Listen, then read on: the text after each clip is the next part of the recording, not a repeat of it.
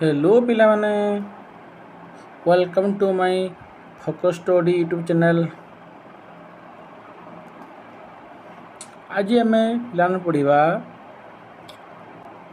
सप्तम श्रेणी social science Bharat जलवायु पाठ पढ़ा।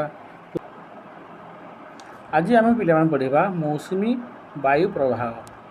मौसुमी वायु प्रवाह आज पढ़ा।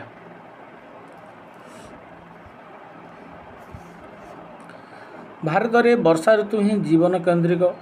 पिला माने भारत में वर्षा ऋतु ही जीवन केन्द्रिक माने वर्षा हवा द्वारा कौन होता है हम भारत में चाष कार्य आरंभ होता है। मौसुमी वर्षा नदी गुड़िक पूरी उठती, माटी जल अदा हुए, शस्य श्यामला वृद्धि हुए और जीवन सहज हुए। पिला माने मौसुमी वर्षा कौन हुए नदी गुड़िक पूरी उठे, माटी कौन होता है अदारे जल अदा हुए, शस्य श्यामला वृद्धि हुए और जीवन सहज हुए। जहाँफल कौन हुए मौसुमी वर्षा आसवा द्वारा लोक मैंने कौन करती चाष कार्य लगी था। निर्दिष्ट भाव कहले मौसुमी शब्दटी आरब शब्द मौसम रु आसी, यार अर्थ होछि ऋतु। पिला माने मौसुमी शब्दटी आरब शब्द रु आसी, जार अर्थ होछि मौसम रु आसी है। ये मौसुमी शब्दटी आरब शब्द कौटू मौसम रु आसुछि, जार अर्थ हो ऋतु। पिला माने मौसुमी शब्दटी कौ शब्द आसी आरब शब्द मौसम रु आसी, जार अर्थ होछि कौन ऋतु। ऑस्ट्रेलिया, आफ्रिका, दक्षिण एशिया समेत भारत महासागर और चतुर्पार्श्वस्थ विस्तीर्ण अंचल प्रवाहित ऋतुकालीन वायु को यह बुझाई थाए। पिला माने को अंचल ऑस्ट्रेलिया, आफ्रिका, दक्षिण एशिया समेत भारत महासागर चतुर्पार्श्वस्थ विस्तीर्ण अंचल प्रवाहित ऋतुकालीन वायु कौन कहुए मौसुमी वायु कहुए। मौसुमी वायुर एक वार्षिक ढांचा रही। पिला माने ये मौसुमी वायुर कौन रहा एक वार्षिक ढांचा रही। यार सृष्टि प्रक्रिया जटिल, यार सृष्टि कौन बहुत जटिल, किंतु स्थलभाग जलभाग तुलन पिला माने स्थलभाग जलभाग तुलन शीघ्र उत्तप्त और शीतल हवा सरल तथ्य उपर पर्यवेसित। माने स्थलभाग जलभाग कौन होते शीघ्र उत्तप्त और शीतल है सरल तथ्य उपर यह पर्यवेसित कौटा मौसुमी वायुटा। मौसुमी वायु सह तापमात्रा, वायु चाप और पवन गतिशीलता मध्य मौलिक संपर्क यह दर्शाई थाए। पिला माने मौसुमी वायु क्या सहित तापमात्रा, वायु चाप, पवन गतिशीलता मध्य कौन मौलिक संपर्क रही। बुझीगला। सरल कहले ग्रीष्म ऋतु एशियार स्थलभाग बहुत गरम है। सरल कहले कौन हम ग्रीष्म ऋतु पिला माने एशियार स्थलभागटा कौन होते बहुत गरम होते। बुझीगला। ग्रीष्म ऋतु कौन होते एशियार स्थलभाग कौन होते गरम होते बहुत गरम एवं यह उपर एक तीव्र लघुचाप अंचल सृष्टि हुए, जहाँफल कौन हुए एक बहुत बड़ गोटे लघुचाप अंचल सृष्टि हुए। यही समय समुद्र शीतल थाए। बुझीगला। ग्रीष्म ऋतु कौन है समुद्र कौन होता है शीतल होता है और सेठारे गुरुचाप सृष्टि हुए। ताले ग्रीष्म ऋतु समुद्र कूल कौन होता है शीतल होता है, जहाँफल कि कौन होता है गुरुचाप सृष्टि हुए। ग्रीष्म ऋतु समुद्र कौन सृष्टि हुए क्यों गुरुचाप सृष्टि हुए। वायु सर्वदा गुरुचाप अंचल लघुचाप अंचल को प्रभावित होता है। पिला माने वायु सर्वदा गुरुचाप अंचल लघुचाप अंचल कौन होता है प्रभावित होता है। यही कारण समुद्र उपरिस्थ गुरुचाप अंचल स्थलभागस्थ लघुचाप अंचल आड़ को वायु प्रभावित होता है, जहाँफल कि जितेबले सब ग्रीष्म ऋतु कौन गुरुचाप अंचल लघुचाप अंचल जो प्रभावित होता है से समय समुद्र उपरिस्थ गुरुचाप अंचल लघु मान स्थलभाग कौन होते लघुचाप अंचल आड़ को वायु प्रभावित है। से यही कारण कौन हुए समुद्र उपरिस्थ गुरुचाप अंचल स्थलभागस्थ लघुचाप अंचल आड़ को कौन वायु प्रभावित होता है। समुद्र उपर आसुवा जलीय बाष्पूर्ण वायु यह उष्ण स्थलभाग पर घनीभूत हुए और प्रचुर मौसुमी वर्षा होता है। पिला माने समुद्र उपर आसुवा जलीय बाष्पूर्ण वायुटा उष्ण स्थलभाग पर घनीभूत हम से समय कौन हम प्रचुर मौसुमी वर्षा हम। बुझेगा। समुद्र उपर जो आसूचे कौटा जलीय बाष्पूर्ण वायु आसूचे से समय कौन हम उष्म स्थल भाग पर कौन हम घनीभूत मैंने स्थल भाग क्या हम घनीभूत हम जहाँद्वारा कि कौन हम मैंने प्रचुर वर्षा हबार मैं प्रचुर वर्षा होता है से मौसुमी कहले साधारणतः पवन परिवर्ते ऋतुकालीन वृष्टिपात कहुए मैंने मौसुमी कौन हम वर्षा हम वृष्टिपात हम बुझेगा शीत दिने परिस्थिति ओल्टी जाए शीत दिने परिस्थिति ओल्टी जाए से स्थल भाग जल भाग अपेक्षा शीघ्र शीतल हो जाए पे स्थल भागटा कौन हम जल भाग अपेक्षा शीघ्र शीतल हो जाए यही समय स्थल भाग पर गुरुचाप एवं अपेक्षाकृत उष्ण जलवायु उष्ण जल भाग पर लघुचाप सृष्टि हुए यही समय कौन हुए उष्ण जल भाग पर कौन हुए लघुचाप सृष्टि हुए बुझिपार स्थल भाग पर कौन हम गुरुचाप हम ग्रीष्म ऋतु कौन है समुद्र कौन है गुरुचाप सृष्टि हुए किंतु शीत दिन तार अलटा है पे बुझल कि शीत दिन कौन हुए स्थल भाग गुरुचाप एवं जल भाग कौन हम लघुचाप सृष्टि हुए फलतः यह जो पवन ठीक विपरीत दिगरू अर्थात स्थल भाग जल भाग आड़ को बहब बुझेगा ये शीत दिन कौन हुए पिला मैंने पवनटा स्थल भाग जल भाग कौन हम बही था स्थल भागस्थ वायुरे जलीय बाष्प कम थी बुझे मैंने बुझिपार स्थल भागस्थ वायुरे कौन जलीय बाष्प कम थी शीत काल एशियार अधिकांश अंचल पाग शुखिला से स्थल भागस्थ वायु जलीय बाष्प कम थी शीत काल कौन हुए एशियार अधिकांश अंचल कौन पाग शुखिला रही है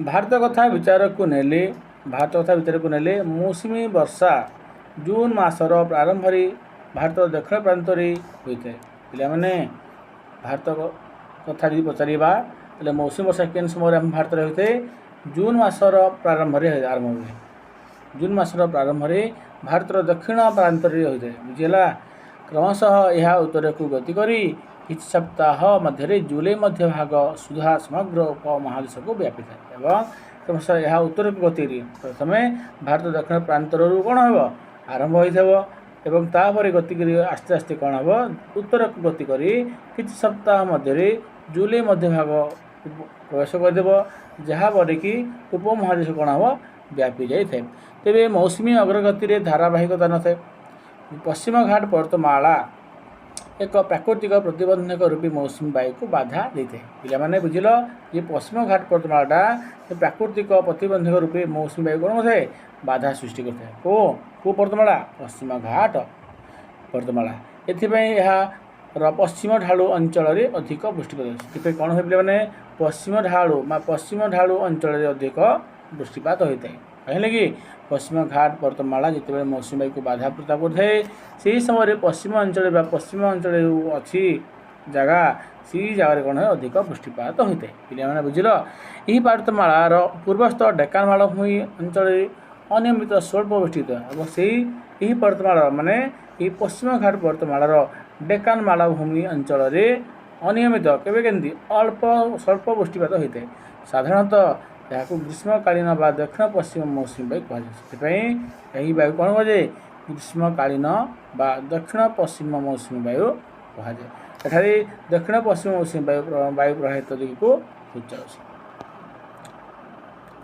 शीत ऋतु आगमन पवन अलटा भाव अर्थात स्थल भाग जल भाग प्रवाहित हुए बोली पढ़िए पे जानिले शीत ऋतु जो आगमन हम आसब पवनटा कम अलटा है स्थल भाग अर्थात स्थल भाग जल भाग प्रवाहित हम स्थल भाग जल भाग प्रवाहित हम यही वायु क्या हम शुष्क हम यही प्रभाव दक्षिण भारतर पाग शीतल से लगे दक्षिण भारतर पागटा काण बा शीतल हुए और ठंडा लग जाए यही वायुर किसी अंश बंगोपसागर उपर दे गति कला बेले जलीय बाष्प संग्रह करे यही वायुटा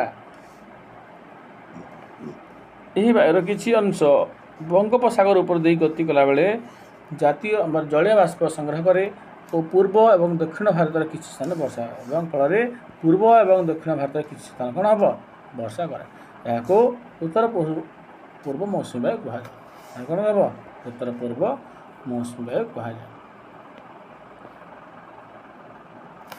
पिला मन रख जे मेघालय अवस्थित माउसिन राम पृथ्वीर वृष्टिबहुल अंचल पिला मन रख मेघालय गोटे मेघालय अवस्थित माउसिन राम पृथ्वीर वृष्टिपात अंचल से बहुत वृष्टि होता है। एठारे वार्षिक हारी है के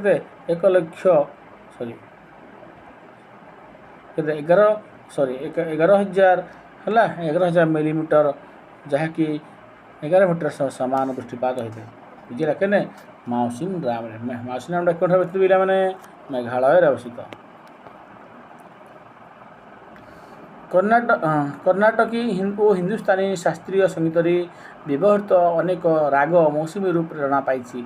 मेघ मल्लार और अमृत वर्षिणी भली रागद्वय को उदाहरण भाव नि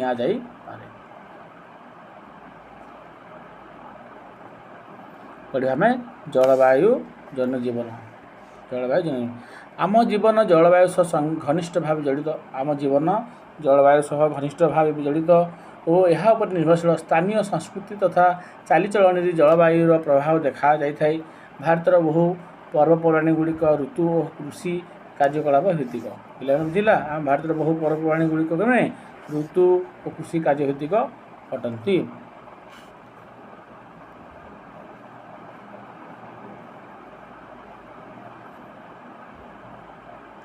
जलवायु अर्थनीति उपरे प्रत्यक्ष भाव प्रकाश पकाई थाए। जलवायु अर्थनीति प्रत्यक्ष भाव प्रभाव पकाई। उदाहरण स्वरूप मौसमी विफलता शब्द तुम्हें शुणी थाईपार।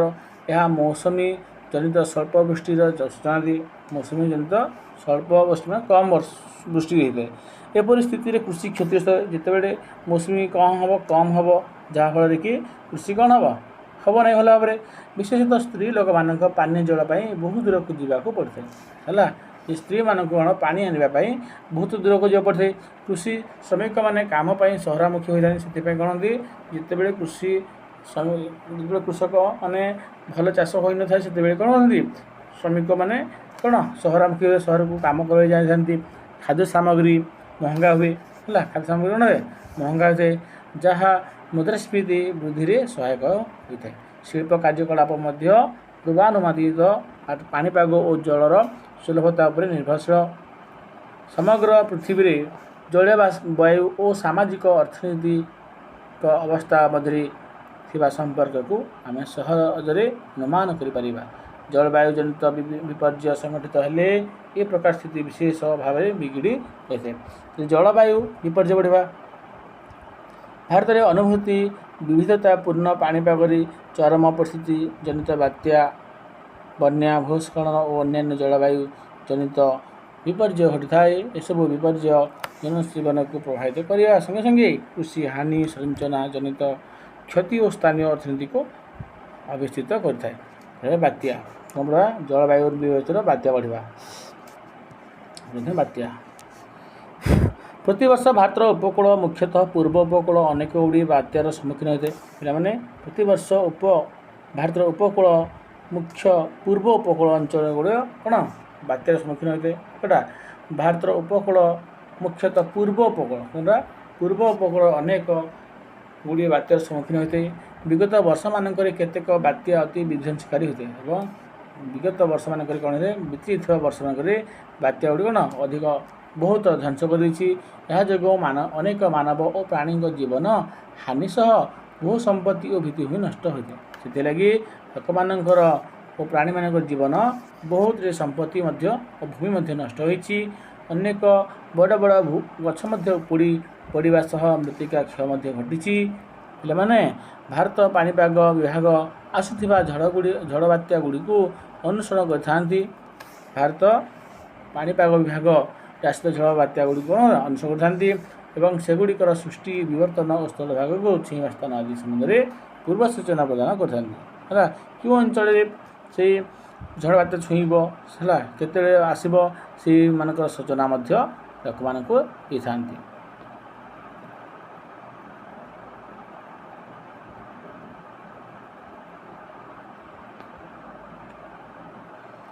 बात्या किपर संगठित हुए आम पूर्व आलोचना करुले केतेक स्वतंत्र परिस्थिति समुद्र निकटवर्ती अंचल यार पार्श्ववर्ती अंचल अपेक्षा वायुर चाप कम जो एक लघुचाप क्षेत्र सृष्टि। पे मन रख जिते वायुर चाप कम हम है क्या हम पार्श्ववर्ती अंचल अपेक्षा वायुचाप जो कम हम से कौन हम लघुचाप सृष्टि हे चतुर्पार्श्व वायु यही लघुचाप अंचल को आकर्षित होता है चतुर्पार्श्व वायुरा से लघुचापटा क्या हम अंचल आकर्षित करता समुद्र उपर दे आसुवा वायु जलीय बाष्प ग्रहण कर वृष्टि करे समुद्र उपर दे आसुवा वायुटा क्या हम जलीय बाष्प ग्रहण कर जहाँफल कि वृष्टि कर जितेबले लघुचाप तीव्र हुए जितेबले लघुचाप तीव्र हुए ताहा अवपादरे परिणत हुए और यार प्रभाव प्रबल बेगर पवन सह प्रचुर वृष्टिपात होता है। यह व्यतीत सृष्टि बात्या सृष्टि सहायक होता है। अवपात बा बात्यार केन्द्र आड़ को प्रवाहित वायु घूरी घूरी ऊपर को उठी थाए जलीय बाष्प घनीभूत हो मेघ सृष्टि हुए। यार केन्द्रांश को वार्तावर्तर चक्षु बोली कहुए।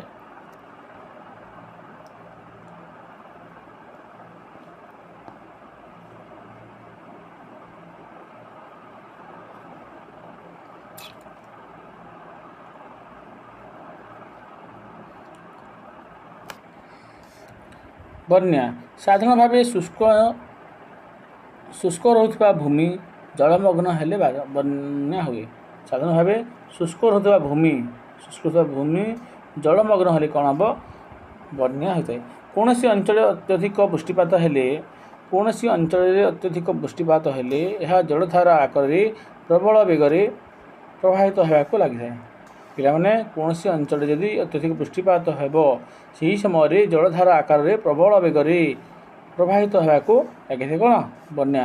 कारण भूमि वर्षा जल को बेसी शोषी पारे ना भूमिटा वर्षा जल को शोषी पारि न थाए प्रवाहित जलधारा नदी और ह्रदरे मिसे है ये प्रवाहित जल जी कौन हम कौटे मिसी थाए नदी में मिसब और ह्रदरे मिसब और क्रमे एगुड़िक उछुड़ी पड़ती कि बंध भांगी जाए फल बन्या परिस्थिति सृष्टि हुए। वर्षा ऋतु में बारंबार बन्या हुए उत्तर प्रदेश बिहार केरल आंध्र प्रदेश और आसाम आदि राज्यगुड़िक विशेष भाव बन्या बेसी होता है। कौन उत्तर प्रदेश बिहार केरल आंध्र प्रदेश और आसाम आदि राज्यगुड़िक बहुत बन्या होता है। प्रकारांतरे हिमालय अंचल हिमवाह सृष्ट ह्रदगुड़िक जलपूर्ण हेले ताहा उछुड़ी पड़े। यही ह्रदगुड़िक शिला और बरफर बंधक द्वारा जल धरी रखती। हिमालय अंचल हिमवाह सृष्ट ह्रदगुड़िक जलपूर्ण हेले ताहा उछुड़ी पड़ी थाए फल ह्रदगुड़िक शिला और बरफर बंधक द्वारा जल धरी रखती।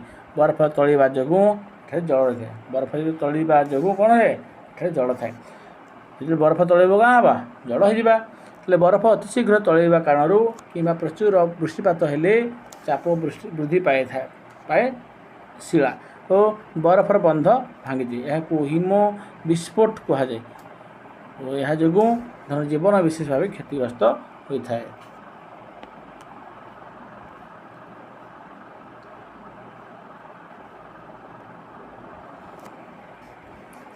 तेल 2013 मसीह उत्तराखंड में अनेक दिन धरी लगातार प्रबल वर्षा होगा जो हिम विस्फोट होता परे अनेक गुड़े भूस्खलन है। भारत एक पवित्र तीर्थस्थली केदारनाथ मंदिर संपूर्ण रूपे ध्वंस पाइला बन्यारी अनेक गुड़ी ग्राम सबू सह बहु रास्ता और पोल धोई हो जाता सर्वमोट प्राय 6000 लोक जीवन हानि घटी से अधिकांश तीर्थयात्री थे। तेणु बुझल जे 2013 मसीह उत्तराखंड कौन होता प्रबल लगातार वर्षा होता जहाँद्वारा कि कौन है हिम विस्फोट होता अनेक गुड़े भूस्खलन होता जहाँद्वारा कि केदारनाथ कौन है ध्वंस पाइला और सेठारे 6000 लोक प्राय 6000 लोक कौन हानि घटी मरी जाते से अधिकांश कौन थे तीर्थयात्री थे। प्रबल वृष्टिपात हेले अधिकांश शहर बन्या अनुभूत होते है यदि अधिक वृष्टि है वर्षा है अधिकांश शहर कौन हम बन्या अनुभूति हम केतेक क्षेत्र में सहर चापग्रस्त जल निष्कासन व्यवस्था एपाई दायी से कहला जे सहर चापग्रस्त जल निष्कासन व्यवस्था एपाई दायी। अन्य केतेक क्षेत्र में जलवाही नाल परी अव्यवस्था निर्माण है कौन हवा से नाल आखिर कौन है निर्माण कर अव्यवस्था निर्माण बाधा जो पानी कौन हम जमी बन्या परिस्थिति सृष्टि करें। यह व्यतीत सहर अधिकांश भूमि कंक्रीट बा पिचुरी तैयारी ହୋଇଥିବାରୁ ତାହା ଜଳ ଶୋଷି ପାରେ ନାହିଁ। ହେଲା, କୁହାଗଲା କି ସହର ଅଧିକାଂଶ ଭୂମିଟା କଂକ୍ରିଟ ବା ପିଚୁରେ ତିଆରି ହୋଇଥିବାରୁ ଜଳ କ'ଣ ହୋଇଥାଏ, ଶୋଷି ପାରିନଥାଏ। ଫଳରେ ଏମିତି ସମ୍ମୁଖୀନ ହେବାର ସମସ୍ୟା ହୋଇଥାଏ। ଭୂସ୍ଖଳନ। ଭୂସ୍ଖଳନରେ ମାଟି ଆମର ଦବିଯିବା, ମାଟି ଖସିଯିବା। ପ୍ରବଳ ବର୍ଷା, ଭୂମିକମ୍ପ କିମ୍ବା ଅଗ୍ନି ଉଦ୍ଗୀରଣ ଜନିତ କାରଣ ଯୋଗୁଁ ଶିଳା, ମୃତ୍ତିକା ତଥା ଅସଂଲଗ୍ନ ଶିଳା ସମୂହ ହଠାତ୍ ଉପରୁ ତଳକୁ ଖସିବାକୁ ଭୂସ୍ଖଳନ କୁହାଯାଏ। ହେଲେ ବୁଝିଲା, ଯେ ପ୍ରବଳ ବର୍ଷା ହେବ, ଭୂମିକମ୍ପ କିମ୍ବା ଅଗ୍ନି ଉଦ୍ଗୀରଣ ଜନିତ କାରଣ ଯୋଗୁଁ ଶିଳା, ମୃତ୍ତିକା, ଅସଂଲଗ୍ନ ଶିଳା କ'ଣ ହେବ, ସେଇ ଉପରୁ ତଳକୁ କ'ଣ ହେବ, ଖସିଯିବ। ଏହା କ'ଣ କୁହାଯିବା, ଭୂସ୍ଖଳନ କୁହାଯିବ।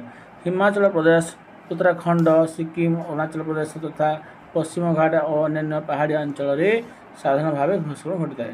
ପିଲାମାନେ ବୁଝିଲ, ଅଧିକା କେଉଁ ଅଞ୍ଚଳରେ ବେଶୀ ହୋଇଥାଏ, ହିମାଚଳ ପ୍ରଦେଶ, ଉତ୍ତରାଖଣ୍ଡ, ସିକିମ, ଅରୁଣାଚଳ ପ୍ରଦେଶ, ପଶ୍ଚିମ ଘାଟ, ହେଲା, ଏହି ପାହାଡ଼ିଆ ଅଞ୍ଚଳରେ କ'ଣ ହୋଇଥାଏ, ବହୁତ ପରିମାଣରେ ଭୂସ୍ଖଳନ ହେବାର ସମ୍ଭାବନା ଘଟିଥାଏ। ମୁଖ୍ୟତଃ ମୌସୁମୀ ପ୍ରବାହ ସମୟରେ ହିଁ ଏହି ଘଟଣା ମାନିଥାଏ। ହେଲା, ଭୂସ୍ଖଳନ କେଉଁ ସମୟ ହୋଇଥାଏ, ମୌସୁମୀ ବାୟୁ ଯେତେବେଳେ ପ୍ରବାହ ହେବ ସେହି ସମୟରେ ହୋଇଥାଏ। ବିଭିନ୍ନ ମାନବୀୟ କାର୍ଯ୍ୟକଳାପ ଯୋଗୁଁ ଏସବୁ ଅଞ୍ଚଳରେ ଭୂସ୍ଖଳନ ହେବାର ସମ୍ଭାବନା ବୃଦ୍ଧି ପାଇଛି। ମୁଖ୍ୟତଃ ଜଙ୍ଗଲ କ୍ଷୟ, ଅଣଅନୁମୋଦିତ ରାସ୍ତାଘାଟ ନିର୍ମାଣ ଓ ପ୍ରାକୃତିକ ଜଳ ପ୍ରବାହକୁ ପ୍ରତିରୋଧକାରୀ ଅତ୍ୟଧିକ ଗୃହ ନିର୍ମାଣ ଯୋଗୁଁ ଉପୁଜିଥାଏ। ବନାଗ୍ନି। ବନର ଅଗ୍ନି ମିଶି କ'ଣ ଯେ ବନାଗ୍ନି ହେଇଛି। ତେବେ ବଣ ଜଙ୍ଗଲରେ ଅଣାୟତ୍ତ ଭାବେ ଜୋରରେ ବ୍ୟାପୁଥିବା ନିଆଁକୁ ବନାଗ୍ନି କୁହାଯାଏ। ଶୁଷ୍କ ଜଳବାୟୁ ଜନିତ ପରିସ୍ଥିତି, ମରୁଡ଼ି, ବେଗଶାଳୀ ପବନ ଏହି ବନାଗ୍ନି ବ୍ୟାପିବାରେ ଇନ୍ଧନ ଯୋଗାଇଥାଏ। ମଣିଷର ଅସାବଧାନତା ଏହାର ଅନ୍ୟ ଏକ ପ୍ରମୁଖ କାରଣ। ହେଲା, ଏ ମନୁଷ୍ୟମାନଙ୍କ ଅସାବଧାନତା ଯୋଗୁଁ ଏହିସବୁ ସମସ୍ୟାର ସମ୍ମୁଖୀନ ହେବାକୁ ପଡ଼ୁଛି। ଅଧିକାଂଶ ଜଙ୍ଗଲ ଓ ତୃଣଭୂମି ବିଶିଷ୍ଟ ରାଜ୍ୟ ତଥା କେଉଁଟା, ଉତ୍ତରାଖଣ୍ଡ, ହିମାଚଳ ପ୍ରଦେଶ, ମଧ୍ୟପ୍ରଦେଶ, ଛତିଶଗଡ଼ ତଥା ପଶ୍ଚିମ ଘାଟ ଭଳି ପାହାଡ଼ିଆ ଅଞ୍ଚଳଗୁଡ଼ିକରେ ସାଧାରଣତଃ ବନାଗ୍ନି ଦେଖାଯାଇଥାଏ। ବିସ୍ତୀର୍ଣ୍ଣ ଅଞ୍ଚଳରେ ଜଙ୍ଗଲ କ୍ଷୟ ସହ ବନାଗ୍ନି ବନ୍ୟପ୍ରାଣୀଙ୍କୁ କ୍ଷତ ପହଞ୍ଚିଥାଏ। ପରିବେଶର ଅବକ୍ଷୟ ହେଲେ ବାୟୁର ଗୁଣବତ୍ତା ନଷ୍ଟ ହୁଏ ଓ ସ୍ଥାନୀୟ ଅଧିବାସୀମାନେ ବିସ୍ଥାପିତ ହୋଇଥାନ୍ତି। ଫଳରେ ଏହା ଯୋଗୁଁ ଉଭୟ ପାରିପାର୍ଶ୍ୱିକ ଓ ଆର୍ଥିକ ପ୍ରଭାବ ପଡ଼ିଥାଏ। ଜଳବାୟୁ ପରିବର୍ତ୍ତନ। ଜଳବାୟୁରେ ଉଲ୍ଲେଖନୀୟ ଦୀର୍ଘକାଳୀନ ପରିବର୍ତ୍ତନକୁ ଜଳବାୟୁ ପରିବର୍ତ୍ତନ କୁହାଯାଏ। ହେଲା, ଏ ଜଳବାୟୁରେ ଉଲ୍ଲେଖନୀୟ ଦିଆଯାଇଥିବ ବହୁତ ଦିନ ଦୀର୍ଘକାଳୀନ ପରିବର୍ତ୍ତନକୁ ମାନେ ବହୁତ ଦିନ ପରେ କ'ଣ ହେବ, ପରିବର୍ତ୍ତନ ହେଲେ ତାକୁ କ'ଣ କହିବା, ଜଳବାୟୁ ପରିବର୍ତ୍ତନ କୁହାଯାଏ। ଏହା ବ୍ୟତୀତ ଏହା ବ୍ୟାପକ ବା ଆଞ୍ଚଳିକ ଭିତ୍ତିରେ ହୋଇଥାଏ। ଏହି ପରିବର୍ତ୍ତନ ତାପମାତ୍ରା ଦ୍ୱାରା ହୋଇପାରିବ, ବର୍ଷଣ ଓ ଅନ୍ୟାନ୍ୟ ପାଗଜନିତ ଘଟଣା ଦ୍ୱାରା ପରିବର୍ତ୍ତନ ହୋଇଥାଏ। ନିୟୁତ ବର୍ଷ ପୂର୍ବେ ବିଭିନ୍ନ ପ୍ରାକୃତିକ ପ୍ରକ୍ରିୟା ହିଁ ଜଳବାୟୁ ପରିବର୍ତ୍ତନ କାରଣ ଥିଲା। ପିଲାମାନେ, ନିୟୁତ ବର୍ଷ ପୂର୍ବେ ଯେଉଁ ପ୍ରାକୃତିକ ପ୍ରକ୍ରିୟା ଥିଲା ତାହା ହିଁ ଆମର ଜଳବାୟୁ ପରିବର୍ତ୍ତନ କାରଣ ଥିଲା। ଊନବିଂଶ ଶତାବ୍ଦୀର ପରଠାରୁ ମୁଖ୍ୟତଃ ମାନବୀୟ କାର୍ଯ୍ୟକଳାପ ଜଳବାୟୁ ପରିବର୍ତ୍ତନକୁ ନିୟନ୍ତ୍ରିତ କରୁଛି।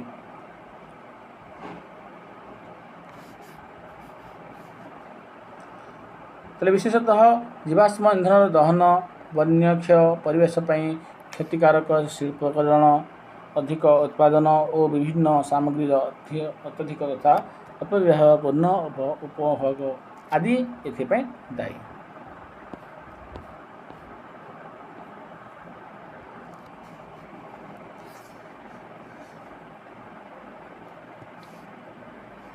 ଜୀବାଶ୍ମ ଇନ୍ଧନର ବ୍ୟବହାର ଜଳବାୟୁକୁ କାହିଁକି ପ୍ରଭାବିତ କରେ?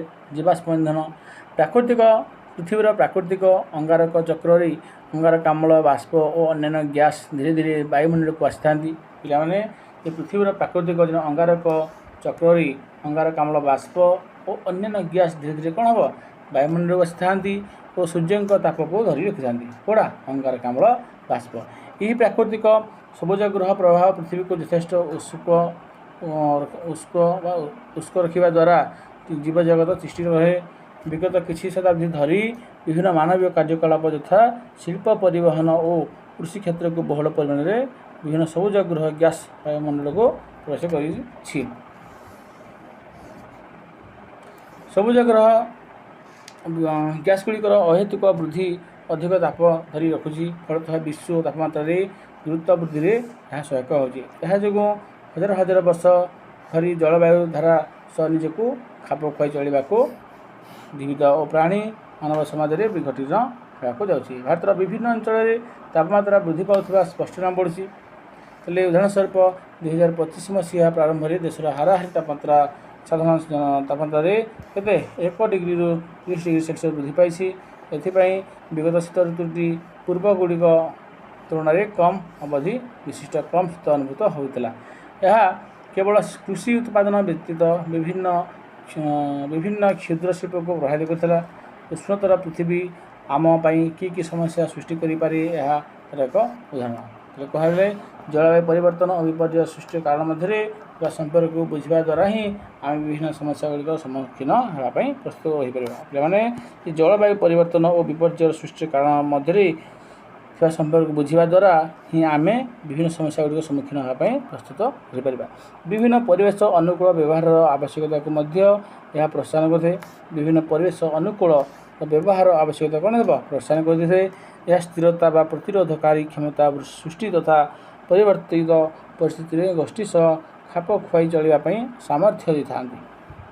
ଭାରତ ସମେତ ପୃଥିବୀ ବ୍ୟାପୀ ବିଭିନ୍ନ ଦେଶର ସରକାର ଜଳବାୟୁ ପରିବର୍ତ୍ତନ ଜନିତ କ୍ଷୟକ୍ଷତି ହ୍ରାସ କରିବା ପାଇଁ ପଦକ୍ଷେପମାନ ନେଉଛନ୍ତି। ସେଗୁଡ଼ିକ ମଧ୍ୟରେ ସବୁଜ ଗୃହ ଗ୍ୟାସ୍ ନିର୍ଗମନ ହ୍ରାସ, ବୃକ୍ଷରୋପଣ, ନବୀକରଣଯୋଗ୍ୟ ଶକ୍ତି କ୍ଷମତା ବୃଦ୍ଧି ତଥା ଧାରଣାର